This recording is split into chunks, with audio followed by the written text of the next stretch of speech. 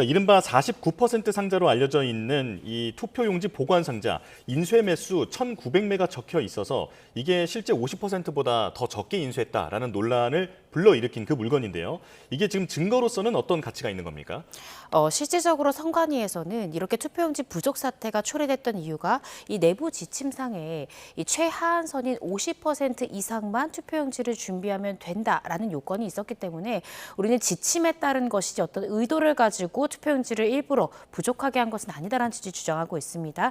그런데 문제가 된 것은 50%에도 미달한 투표용지를 준비한 투표소가 있다는 것이었는데요.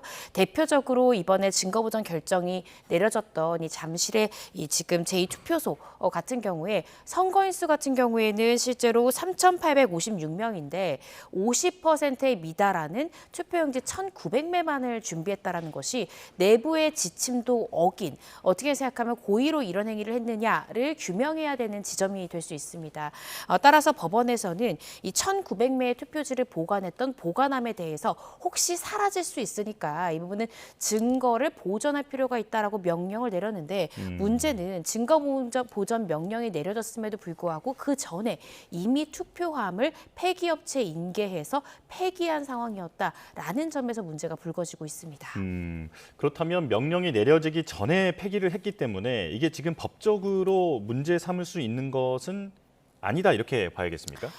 네. 엄밀하게 따지면 그렇습니다. 그 이유가 증거 보전 명령을 내렸고 그것을 선관위가 인지했음에도 불구하고 폐기했다면 이것을 일종의 증거인멸죄 혹은 어떤 구속사유 등으로 우리가 생각해 볼 수는 있습니다. 그렇지만 자신이 자신의 어떤 증거를 없애는 것을 증거인멸죄로 보진 않거든요. 타인의 형사사건에 관련된 증거를 인멸했을 때 증거인멸죄가 되는 것이니 사실상 선관위가 혹시나 고의적으로 은폐하려고 증거를 인멸했다 하더라도 이것은 어떤 인신에 대한 구속 사유는 될 수 있지만 따로 별도로 증거인멸죄가 되기는 어렵습니다.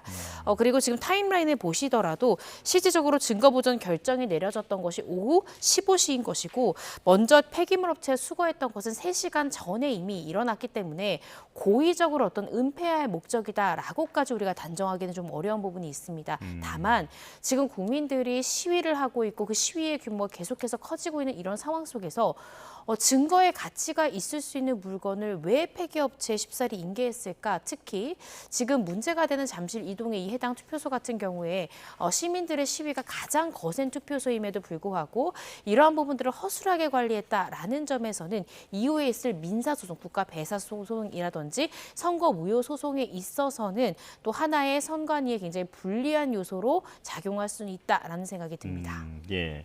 그렇다면 증거 보전 명령이 내려진 나머지 CCTV라든지 선관위 내부 단체 대화방 내역이라든지 이런 부분들은 확보가 되는 겁니까? 네, 그렇습니다. 지금 이 서울 동부지법에서는요, 개혁신당의 김정철 최고위원이 낸 증거보전 신청 중에 일부를 인용을 했습니다. 인용한 것이 어제 확보에는 실패했지만 투표용지 1,900매가 기재된 투표함도 인용을 했고요. 그 외에도 말씀해 주신 대로 당시 선관위 직원 간의 이 단체 대화방의 이 대화 내용에 대해서도 인용 결정했습니다. 마지막으로 투표 당일이죠. 6월 3일 오전 8시부터 투표함이 반출됐던 6월 5일 이 오후 9시까지의 해당 투표소와 이 투표함의 보관 장면을 촬영한 CCTV 영상 또한 증거 보전의 필요성이 있다라면서 인용 결정을 했습니다. 그래서 이 부분에 대해서는 당연히 충분히 확보를 할 수 있는 것이고요. 통상적으로 CCTV 같은 것들은 증거 보전 신청했을 때 인용될 가능성이 상당히 높은 증거입니다.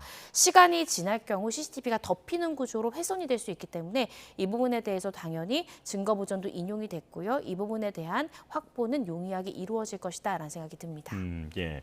그런데 송파구 투표소와 올림픽공원에 있는 그 투표함 등에 대해서는 증거 보전이 기각됐잖아요. 이건 왜 그런 겁니까?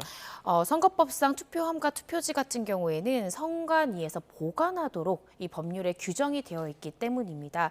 증거 보전이라는 것이 증거적 가치를 있는 것을 모두 다 보전을 하라라고 명령이 내려오는 것이 아니라 증거적인 가치가 있는 증거들은 수만이 않겠지만 CCTV처럼 시간이 지날 경우 그 원본이 훼손될 수 있는 반드시 사전에 확보를 해야만 하는 증거에 대해서만 인용 결정이 내려지는 겁니다. 따라서 일부 기각이 나왔던 이유는 일부 기각된 증거물 같은 경우에는 증거로서의 가치는 충분히 있지만 이것은 법상 선관위에서 보관을 하는 물건이기 때문에 이후에 충분히 제출 명령 등을 통해서 확보할 수 있는 증거이기 때문에 증거 보전 결정을 할 필요는 없다라는 취지로 기각이 된 것이다. 이렇게 이해하시면 될 것 같습니다. 예, 이 애초에 증거 보전 요청이 앞서 말씀하신 것처럼 김정철 개혁신당 최고위원이 선거 무효 소송을 준비하는 과정에서 지금 필요하다라는 거잖아요. 그렇다면 선거 무효 소송도 실제로 이어질 가능성은 어떻게 보십니까?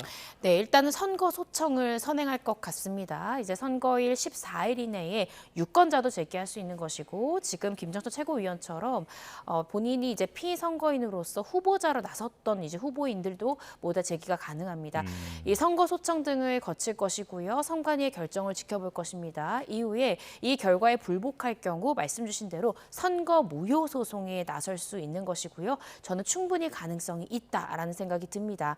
서울시장에 대해서도 선거 무효 소송 다툴 수 있지만요. 실제로 이제 송파에서 이후에 개표된 2,000표로 인해서 당락이 바뀌었던 시의원 이 부분에 대해서는 충분히 선거 무효 소송이 제기될 수 있고 또 받아들여질 가능성도 저는 상당히 높다라는 생각이 드는데요.